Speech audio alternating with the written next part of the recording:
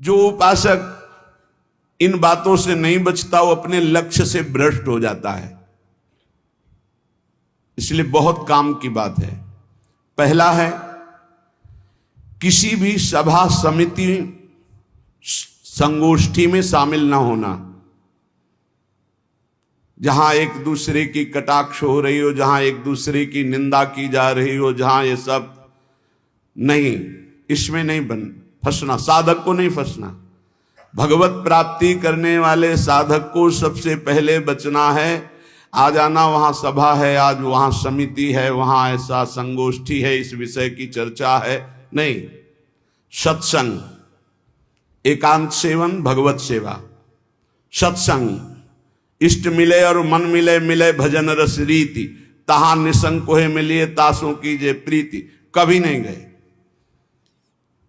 कई तरह की हानियां हो जाती हैं, साधक बहिर्मुख हो जाता है। इसलिए साधक को कभी सभा में, समिति में, ऐसी जगह नहीं जाना चाहिए। मना कर रहे हैं। सभा समितियों में शामिल होना मानो अपनी साधना को नष्ट करना है। जो लक्ष्य प्राप्ति के लिए चलना चाहता है, सभा समिति संगोष्ठी, ये नहीं। एकांत सेवन, सत्संग सुना, अपरिचित जीवन, किसी से कोई परिचय नहीं। अखबार पढ़ना, समाचार देखना, ये उनके लिए सही है जो समाज सेवी हैं, जो समाज में विविध पदों में हैं। लेकिन जो भगवत प्राप्ति करना चाहता है उस साधक के लिए ठीक नहीं। न समाचार पत्र पढ़ना और न समाचार सुनना, न समिति सभा में जाना, न किसी राजनीतिक या व्यवहारिक संगोष्ठी को सेवन करना, नहीं। हम सबके हृदय में विराजमान उस परमात्म तत्व को जागृत करने के विषय में बोलते हैं। सबका हृदय मंदिर बने और सबके हृदय रूपी मंदिर में भगवान का प्रादुर्भाव, केवल उसकी चर्चा होती है। जिस प्रभाव से अनंत जन्मों से हम भटक रहे हैं, उस माया की मलिनता का नाश करके सच्चिदानंद प्रभु में स्थित होने की चर्चा होती है। बहुत चर्चाएं हो रही हैं।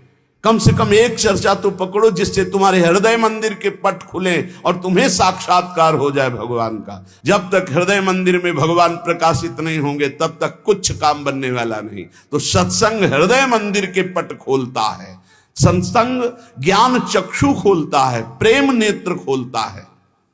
सभा समितियों में जाना, पक्ष विपक्ष की वार्ता करना, समाचार पत्र पढ़ना, समाचार देखना, ये साधक को छोड़ देना चाहिए। दूसरा, कोई भी मनुष्य तुम्हारे जीवन में विशेष अधिकार प्राप्त न कर पावे। कोई भी पूरी सृष्टि में विशेष अधिकार, अरे वो अपने हैं, तो फिर श्यामा श्याम तुम्हारे कैसे रहे? श्यामा श्याम तो तभी अपने माने जाएंगे जब कोई और अपना ना हो। मेरे तो गिरधर गोपाल दूसरो न कोई, सिद्ध महान प्रेम रस में डूबी हुई मीरा जी के वचन है। मेरे तो गिरधर गोपाल दूसरो न कोई। गोस्वामी तुलसीदास जी, एक भरोसो, एक बल, एक आस विश्वास, एक राम घनश्याम हित चातक तुलसीदास। किसी भी मनुष्य से विशेषता पूर्वक आपका संबंध ना होने पावे, स्थान विशेष में आसक्ति ना होने पावे, वस्तु विशेष में स्वाद ना आने पावे।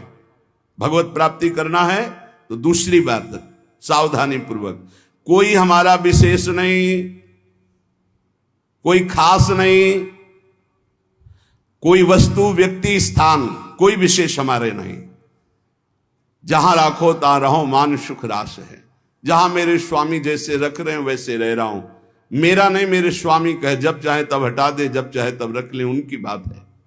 वस्तु जैसा चाहा वैसा भेज दिया, वैसा हम उसका सेवन कर रहे हैं। हमारे लिए कोई खास वस्तु नहीं, मेरे स्वामी ने भेजा इसलिए बात है। तीसरी, मठ या आश्रम की स्थापना करके उसके विषय में चिंतन करना और धन आदि की चाह करना, यह साधक भगवत प्राप्ति से भ्रष्ट होने की वृत्ति है। ये सिद्धों का कार्य है, साधकों का नहीं। मठ आदि की स्थापना करना ये सिद्धों का कार्य, आचार्यों का कार्य है। आश्रम आदि की निर्माण वृत्ति करके फिर उसके संचालन के विषय में चिंतन करना, फिर रुपया पैसा इकट्ठा करना, और जब मर गए तो बाद में जो 4 शिष्य हैं आपस में झगड़ा करना, मुकदमाबाजी शुरू होना। बचो इससे। जैसे बने बनाए मंदिर हैं, बने बनाए जगह हैं, हमको वास मिल रहा है, वास कर रहे, हटा दिए जाएंगे, फिर फुटपाथ में बैठ जाएंगे, पर हमारा कोई चिंतन चुरा ले, ऐसा नहीं। हम ऐसा कुछ नहीं करेंगे जिससे हमारा चिंतन बंटवारा हो जाए। मेरे प्रभु हैं, वो थे, वो रहेंगे। उनके एक निमिष मात्र से अनंत ब्रह्मांडों का सृजन हो जाता है। वो जहां रखेंगे जैसे रखेंगे, जहां राखो तहां रहो, मान सुख रास है। उपासक किसको बैठा ले? स्थान विशेष में आ सकती नहीं, व्यक्ति विशेष में आ सकते नहीं, वस्तु विशेष में आ सकते। हमारे लिए ना कोई वस्तु विशेष है, ना स्थान विशेष है, ना व्यक्ति विशेष है। मठ और आश्रम आदि की स्थापना करके उसके चिंतन में डूबना, अपने मन को मानो दुर्गति का मार्ग चयन कर लेना। थोड़ा सा कड़वा लगेगा ये बात। हम कह रहे हैं सिद्धों का कार्य, साधकों का नहीं। साधकों को नहीं फंसना चाहिए। अगर साधक फंसेगा तो नष्ट हो जाएगा, पक्का, इसमें कोई संशय नहीं। वाल्मीकि रामायण में एक प्रसंग आता है कि एक ब्राह्मण देवता भिक्षा याटन के लिए निकले हुए थे, कई दिन के भूखे थे, भिक्षा मिली नहीं, तो रास्ते में कुत्ता आराम से पड़ा था, 3-4 लाठी उसकी खोपड़ी में मारी, फूट गई खोपड़ी। उस समय राजाधिराज चक्रवर्ती महाराज अनंत कोटि ब्रह्मांडों के स्वामी भगवान श्री राम सिंहासन पर विराजमान थे। दरवाजे से आवाज मारी, सेवक ने कहा एक कुत्ता अपनी प्रार्थना करना चाहता है। भगवान ने बुलाया, बोलो। बोले मैं आराम से मार्ग में पड़ा था प्रभु, क्या मार्ग के साइड में पड़े रहना अपराध है? मैं कुत्ता हूं तो इसलिए मेरा इतना भी अधिकार नहीं कि मैं रास्ते के साइड में पड़ा रहूं। नहीं हुआ क्या, एक ब्राह्मण ने हमारे 4-5 लाठी मारी, खोपड़ी फूट गई। आप बताओ क्या मेरा दोष क्या था? मैंने भूखा भी नहीं, मैंने उसको कुछ छेड़ा भी नहीं, फिर क्यों मारा? बोले हमारे दरबार में ब्राह्मण को तो दंड दिया नहीं जाता। हाँ आप आए हो इसलिए बुलाते हैं उनको और प्रार्थना करेंगे कि ऐसा क्यों किया। बुलाए गए, भगवान आदर किए उन्हें और कहा आपने ऐसी त्रुटि क्यों की, क्यों मारा इसको? बोले 3-4 दिन से भिक्षा नहीं मिल रही थी, आराम से सो रहा था, मैं भूखा टहल रहा हूं, गुस्सा आई, हमने मार दिया। अपराध है आपका? हाँ है। कुत्ते से कहा कि मैं तो दंड नहीं दे सकता क्योंकि हमारे दरबार में ब्रह्म ऋषि को दंड नहीं दिया जाता, आप दंड निर्धारित कीजिए, क्या दंड दिया जाए? उनका कलिंजर पर्वत का इनको महंत बना दिया जाए। ये दंड है, पुरस्कार।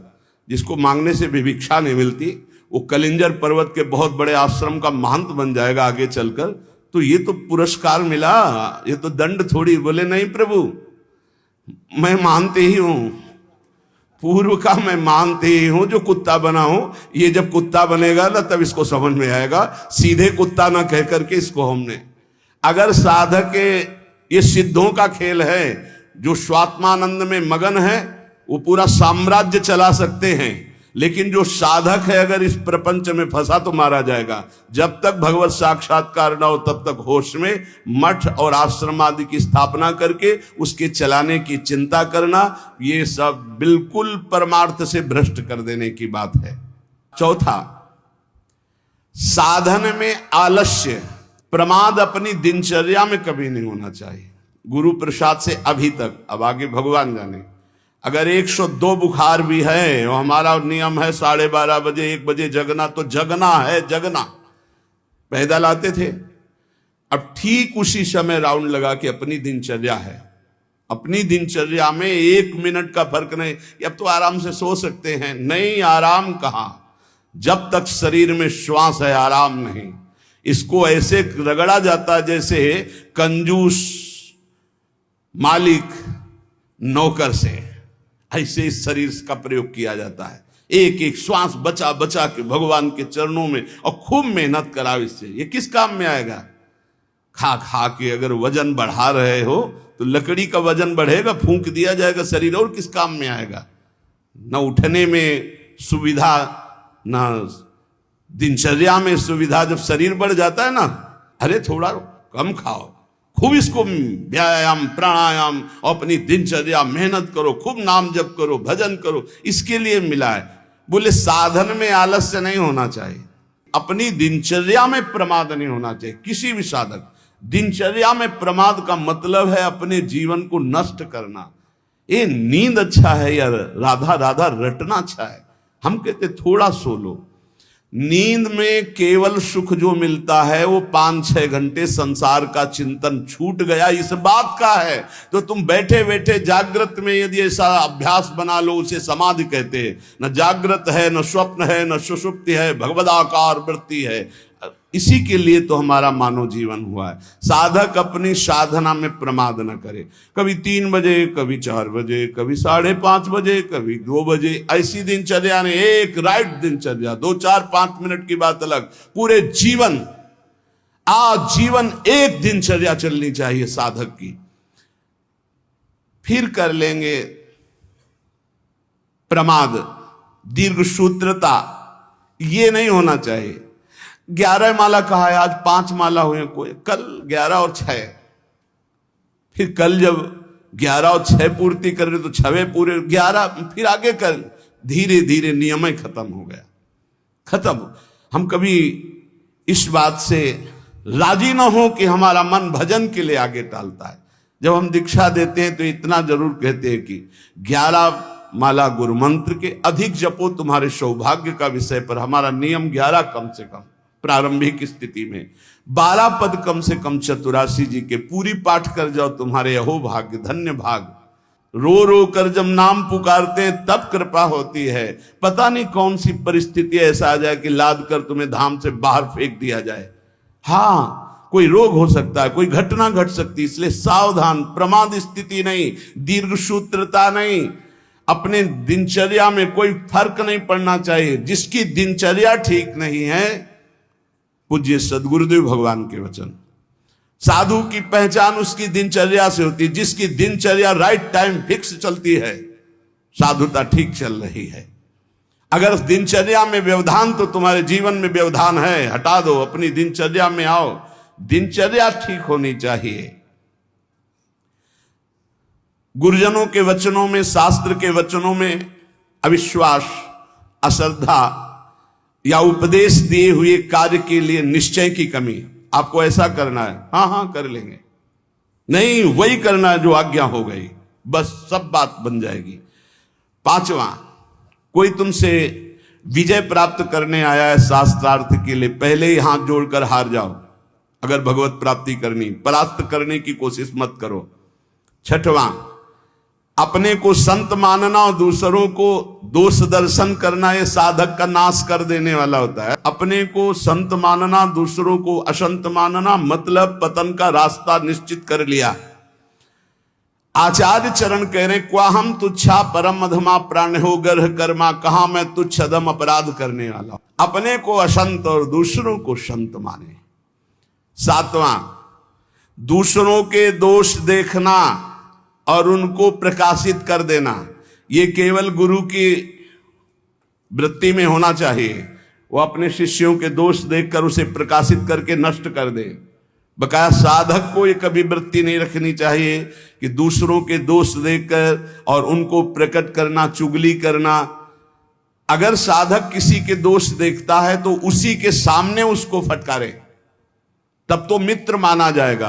और उसके चले जाने के बाद यदि पीछे चर्चा करता है तो उसे निंदा करते हैं, निंदा करने से पाप लगेगा। तुम्हारे अंदर वही दोष बहुतायत मात्रा में जागृत हो जाएगा। शब्द याद कर लो। अगर किसी के प्रति तुम्हारा दोष दर्शन है तो उसी के सामने कहो उससे, ए भाई, हमने सत्संग में सुना है, ये जो तुम्हारी बात है ना, ये ठीक नहीं है, इसको सुधार कर लो। तो निंदा नहीं मानी जाएगी। वो चला गया, इसके बाद आप उसकी चर्चा करते हैं, अब ये पाप होगा। पर निंदा के किए त्यावत नहीं कछुआत, मूर्ख पर्वत पाप को ले चल अपने साथ। 8वां, किसी भी मनुष्य का ना शरीर से अपमान, न वाणी से अपमान, और न मन से उसके नाश का चिंतन। जो तुम्हारा अहित कर रहा है, तुम्हारी निंदा कर रहा है, तुम्हारा अपमान कर रहा है, तो तुम्हें लौट कर अपमान नहीं करना। यह सिद्धांत है भगवत प्राप्ति का। और मन से संकल्प नहीं बनाना कि भोगोगे, क्योंकि तुम भजन करते हो, अगर ऐसा सोचे तो वो भोगेगा जरूर, लेकिन तुम्हारा भजन भगवत प्राप्ति के योग्य नहीं रह जाएगा। 9, पर चर्चा, बैठकर सदैव दूसरे के विषय की चर्चा। ये साधकों में कुछ दोष होते हैं, इसलिए इसका सुधार करना चाहिए। पर चर्चा, पर निंदा से साधक को बहुत बचना है। ये जबान बहुत दुष्ट है, इसको रोको, वाणी को रोको।